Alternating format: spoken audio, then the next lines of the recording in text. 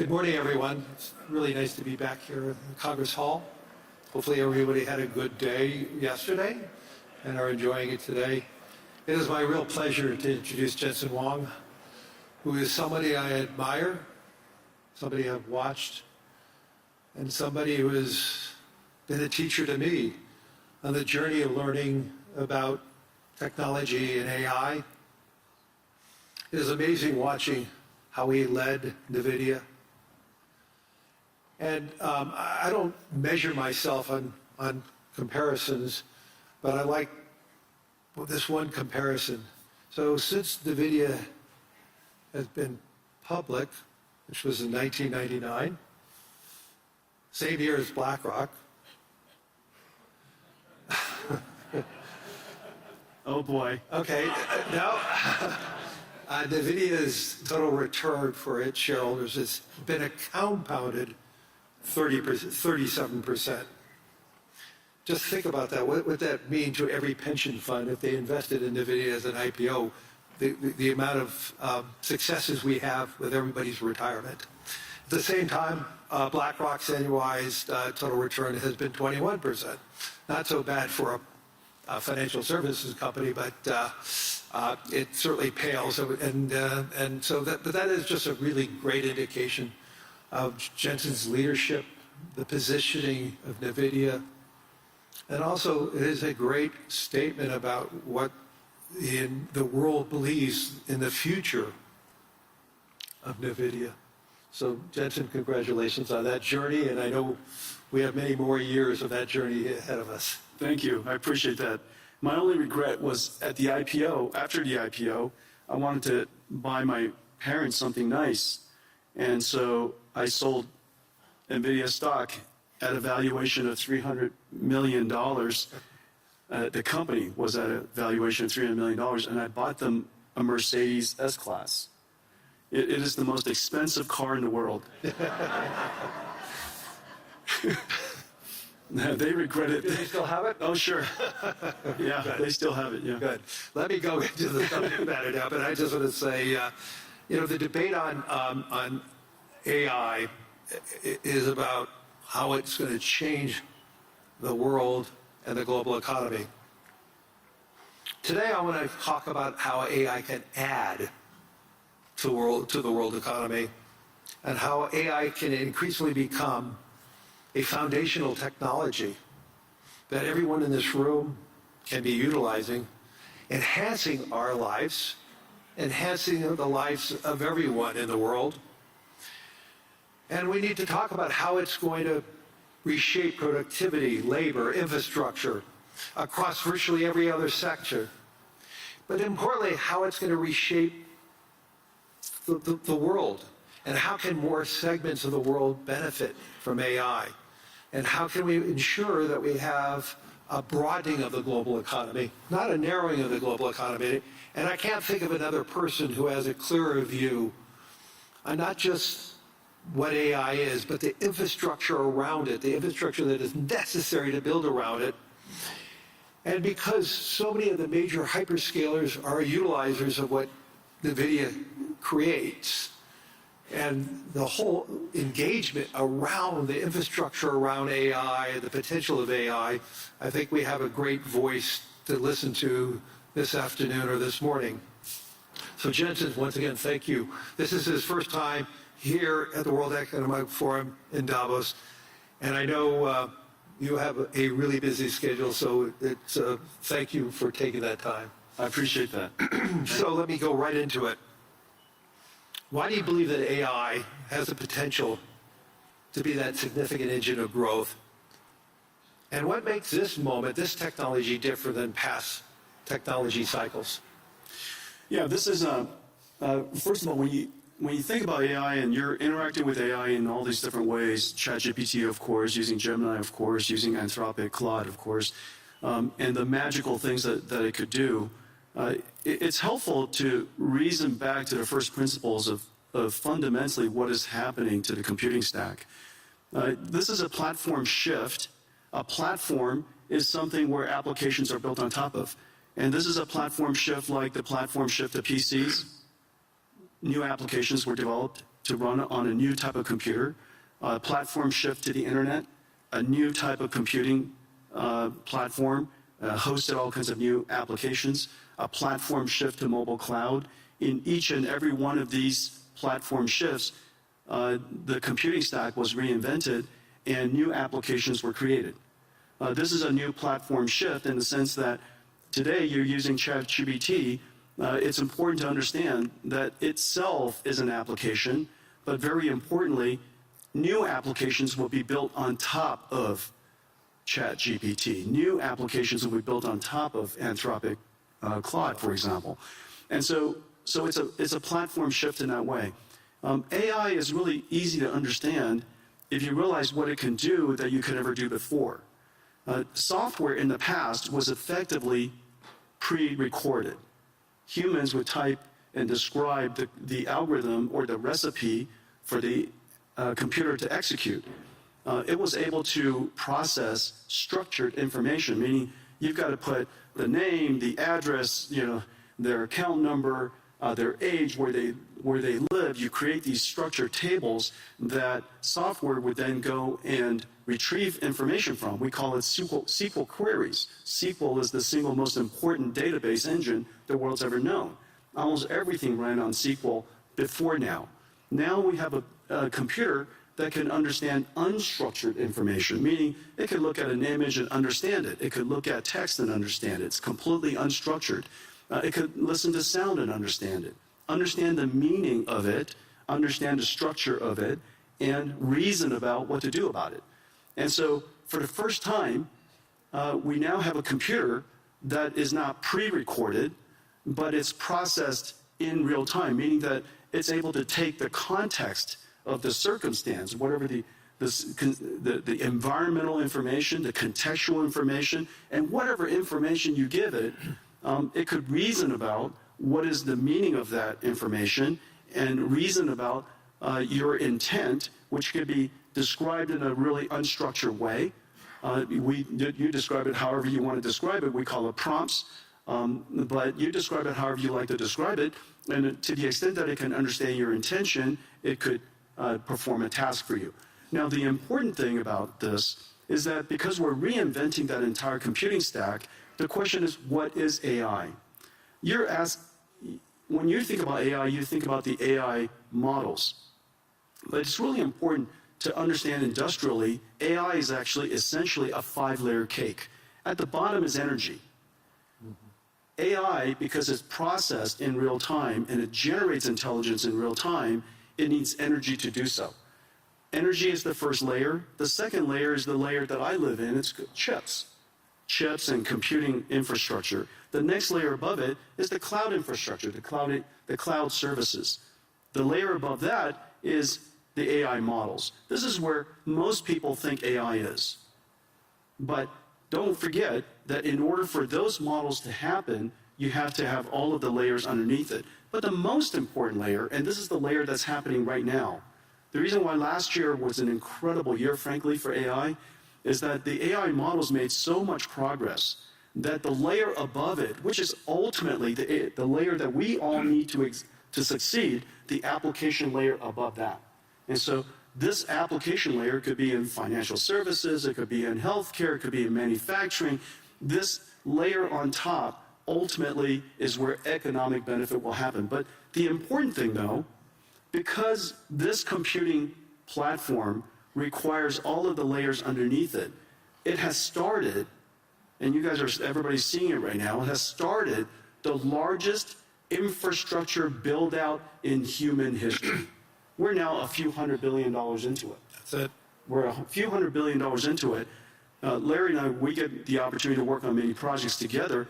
There are trillions of dollars of infrastructure that needs to be built out. And it's sensible.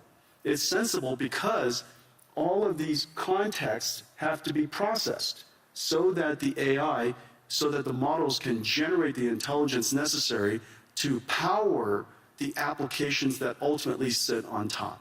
And so when you go back and when you reason about it layer by layer by layer, and you realize that the energy sector is now seeing extraordinary growth. The chip sector, TSMC just announced they're going to build 20 new chip plants. Foxconn working with us and Wistron and Quanta building 30 new computer plants, which then go into these AI factories. So we have chip factories, computer factories, and AI factories all being built around the world. And memory. And memory, right, exactly. Those chip fabs. Micron has started investing $200 billion in the United States. SK Hynix is doing incredibly. Samsung is doing incredibly. You could see that entire chip layer growing incredibly today. And now, of course, we pay a lot of attention to the model layer, but it's really exciting that the layer above them is really doing fantastically. And now, one indicator is where the VC funding going into. Last year, 2025, was one of the largest years in VC funding ever, and last year, most of the funding went to what is called AI native companies. These are companies in healthcare, they're company in robotics, and company in manufacturing, financial services, all of the large industries in the world. You're seeing huge investments going in to those AI natives because for the first time, the models are good enough to build on top of. So let's just dive a little further. Obviously, everybody, I'm sure, uses their own chatbot and getting information. So, but you're talking about the dispersion of AI is going to be the key. Let's talk about it, like, go into a little more upside ideas related to the dispersion of it in the physical world. You mentioned, obviously, healthcare is a great example of that. But where do you see the transformational opportunities in areas like transportation or science? Well, last year, I would say last year, I would say 3 major things happened in AI, in the AI technology layer, the model layer. The first one is that the models themselves started out being curious and interesting, but they hallucinated a great deal. And last year, we can all reasonably accept that these models are better grounded. They could do research. They can reason about circumstances that maybe they weren't trained on, break it down into step-by-step reasoning steps, and come up with a plan to answer your question, do your research, or perform the task. So last year, we saw the evolution of language models becoming AI systems that we call agentic systems, agentic AI. The second major breakthrough is the breakthrough of open models. Several years ago, was it a year ago, DeepSeek came out? Last year. And DeepSeek was, a lot of people were quite concerned about it. Frankly, DeepSeek was a huge event for most of the industries, most of the companies around the world, because it's the world's first open reasoning model. Since then, a whole bunch of open reasoning models have emerged, and open models has enabled companies and industries, researchers, educators, universities, startups, to be able to use these open models to start something and create something that's domain specific or specialized for their needs. The third area that had enormous progress last year was the concept of physical intelligence, of physical AI. AI that understands not just language, but AI understands, if you will, nature. And it could be AI that understands the physical world here, AIs that understand proteins, chemicals, natural physics of physics, for example, fluid dynamics, particle physics, quantum physics, AIs that are now learning all these different structures and different languages, if you will. Proteins is essentially a language. And so all of these AIs are now making such enormous progress that these industries, industrial companies, whether it's manufacturing or drug discovery, are really making great progress. And one of the great indicators is a partnership that we had with Lilly, that they realize now that AI has made such extraordinary progress in understanding the structure of proteins and the structure of chemicals, essentially being able to interact and talk to the proteins like we talk to ChatGPT. We're going to see some really big breakthroughs. So all these breakthroughs raises concerns about the human element. You and I have had many conversations on this, but we need to tell the whole audience there is a huge concern that AI is going to displace jobs.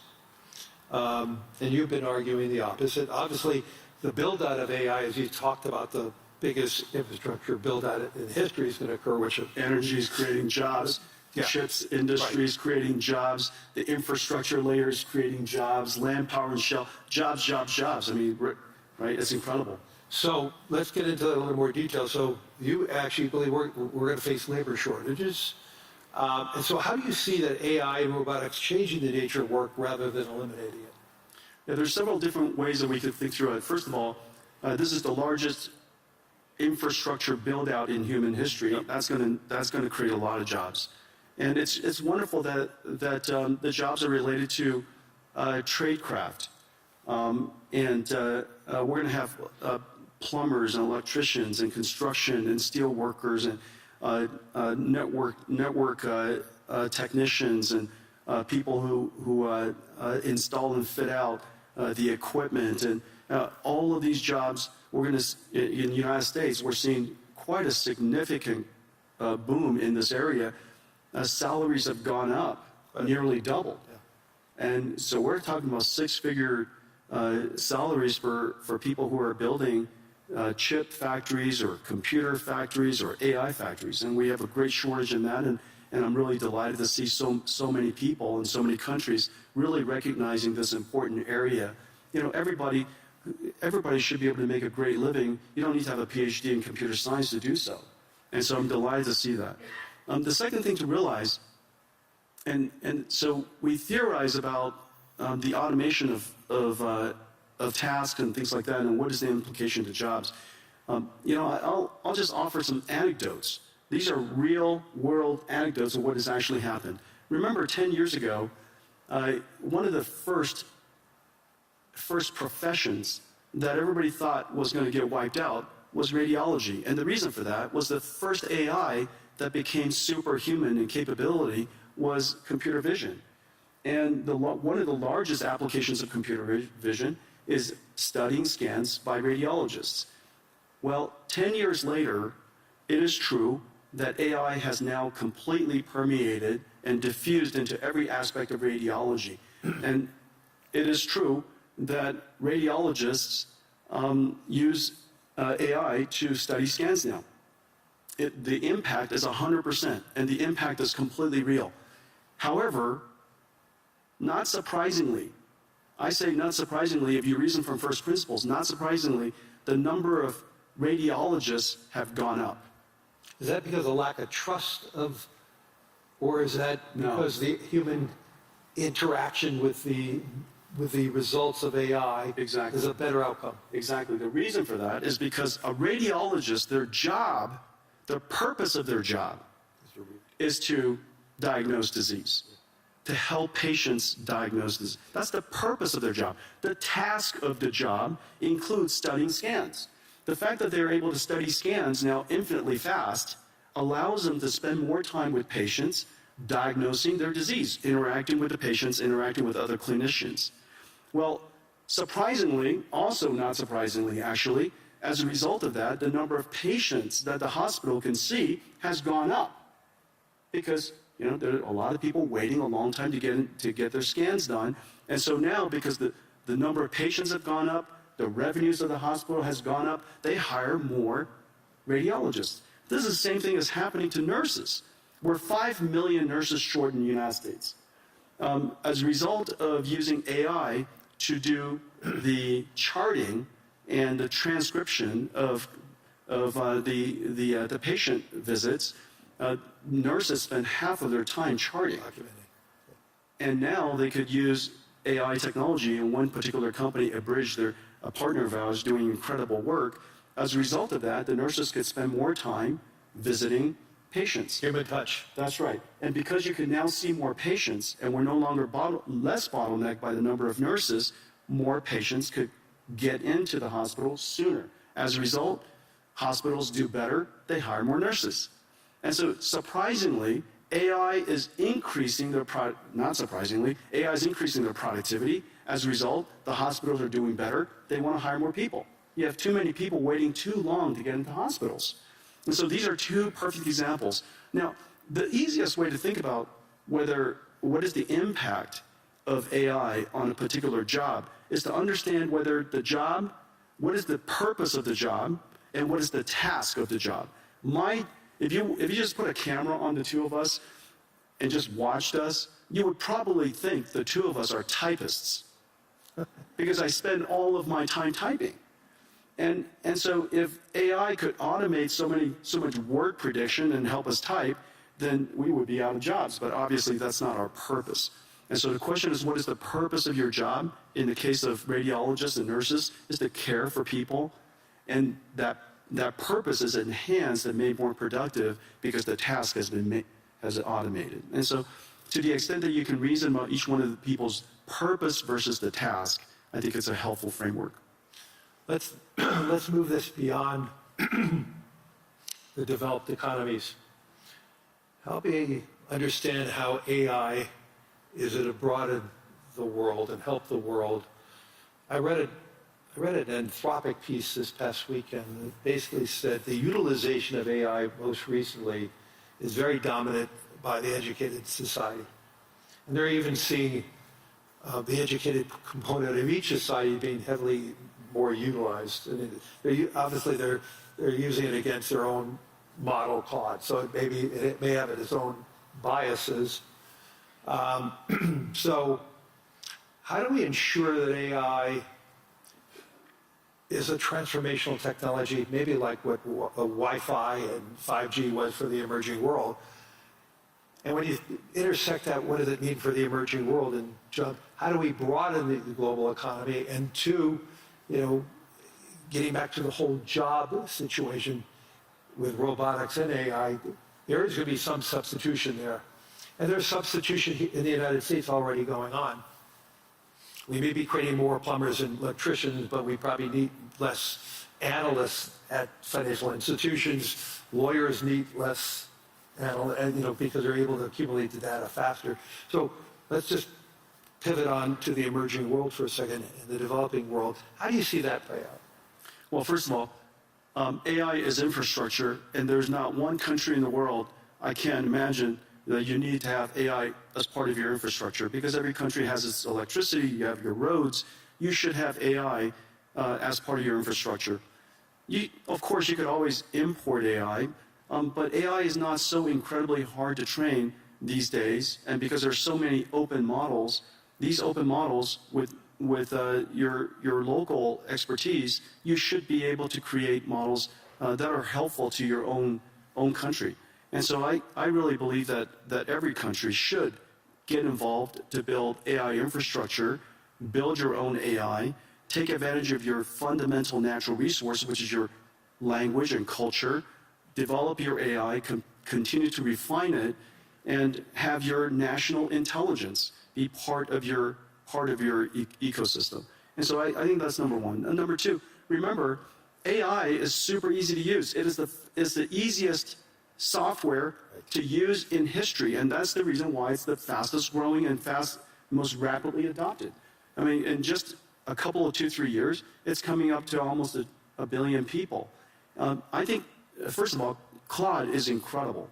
Anthropic has made a huge progress, huge leap in developing Claude. Yep. We use it all over our company. The coding capability of Claude, its reasoning capability, its ability is just really incredible. And anybody with a software company really ought to get involved and use it. On the other hand, ChatGPT is probably the most successful consumer AI in history. And its ease of use and its approachability, I think everybody should get involved. And whether it's somebody in a developing country or a student, it is very clear that it is essential to learn how to use AI, how to direct an AI, how to prompt an AI, how to manage an AI, how to guardrail the AI, evaluate the AI. These skills are no different than leading people, managing people, things that you and I do all the time. So in the future, instead of biological, carbon-based AIs, in the future we're also going to have digital versions of AIs, silicon versions of AIs, and we'll have to manage them. They're just part of our digital workforce, if you will. And so I would advocate that for the developing countries, build your infrastructure, get engaged in AI, and and recognize that AI is likely to close the technology divide Right. because it is so easy to use and so abundant and so accessible. And so, I'm actually fairly optimistic about the potential of AI to lift the countries that are emerging, and for many people who haven't had computer science degree, all of you can be programmers now, And so in the past we had to learn how to program a computer. Now you program a computer by saying to the computer, "How do I program you?"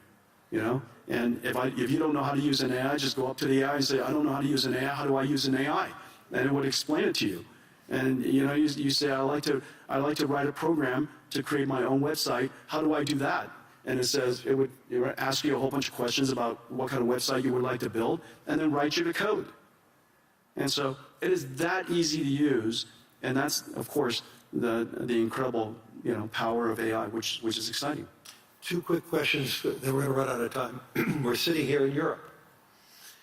When we were talking about a lot of companies, we mentioned a lot of U.S. companies and Asian companies. Talk to us about how AI and the success of Europe and the future of Europe can intersect, and how do you see Nvidia play that role here in Europe?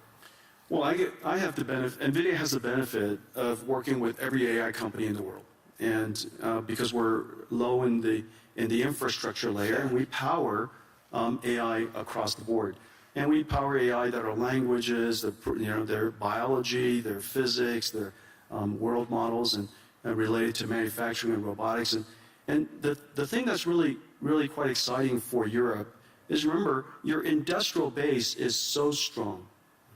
The industrial manufacturing base in Europe is incredibly strong. This is your opportunity to now leap past the era of software. The United States really led the era of software. AI is software that doesn't need to write software. You don't write AI, you teach AI.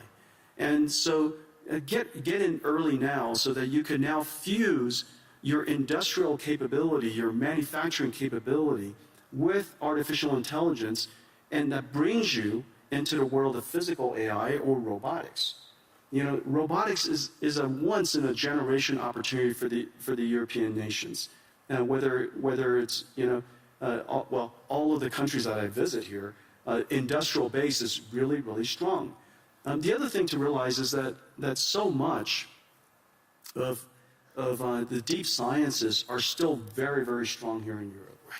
And the deep sciences now have the benefit of applying artificial intelligence to accelerate your discovery.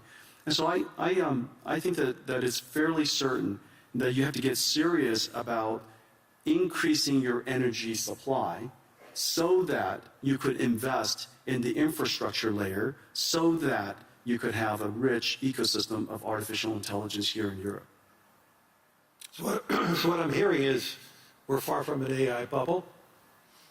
The question is, are we investing enough? Let's turn it around, because there's so many people talking about a bubble, but the question is, what I'm hearing from you is, are we investing enough to do what we need to do to broaden the global economy? And so one good test on the AI bubble is to recognize that Nvidia has now millions of Nvidia GPUs in the cloud. We're in every cloud, we're used everywhere. And if you try to rent an Nvidia GPU these days, it's so incredibly hard. And the spot price of GPU rentals is going up. Not just the latest generation, but 2-generation-old GPUs. The spot price of rentals are going up. And the reason for that is because the number of AI companies that are being created, the number of companies shifting their R&D budget, Lilly is a great example. 3 years ago, most of their R&D budget, all of their R&D budget, was probably wet labs. Notice the big AI supercomputer that they've invested in, the big AI lab, increasingly that R&D budget is going to shift towards AI. And so the AI bubble comes about because the investments are large. And the investments are large because we have to build the infrastructure necessary for all of the layers of AI above it. And so I think the opportunity is really quite extraordinary. And everybody ought to get involved. Everybody ought to get engaged. We need more energy. I think that we all recognize that. We need more land power and shell. We need more trade skill workers. And in fact, that population of workforce is so strong here in Europe. Yes. In a lot of ways, the United States lost that in the last 20, 30 years. But it's still incredibly strong here in Europe. It's an extraordinary opportunity you have to take advantage of. And so I would, I know that where Larry and I work, we see the investment opportunities and the investment scale is going up.